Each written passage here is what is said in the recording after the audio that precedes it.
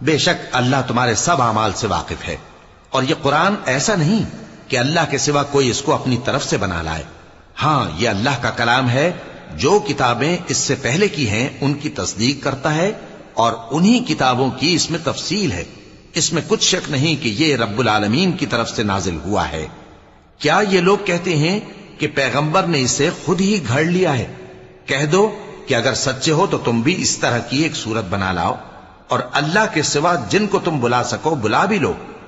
حقیقت یہ ہے کہ جس چیز کے علم پر یہ قابو نہیں پا سکے اس کو نادانی سے جھٹلا دیا، اور ابھی اس کی حقیقت ان پر کھلی ہی نہیں۔ اسی طرح جو لوگ ان سے پہلے تھے انہوں نے جھٹلایا تھا، سو دیکھ لو کہ ظالموں کا کیسا انجام ہوا۔ اور ان میں سے کچھ تو ایسے ہیں کہ اس پر ایمان لے آتے ہیں، اور کچھ ایسے ہیں کہ ایمان نہیں لاتے، اور تمہارا پروردگار شریروں سے خوب واقف ہے۔ اور اگر یہ تمہاری تکذیب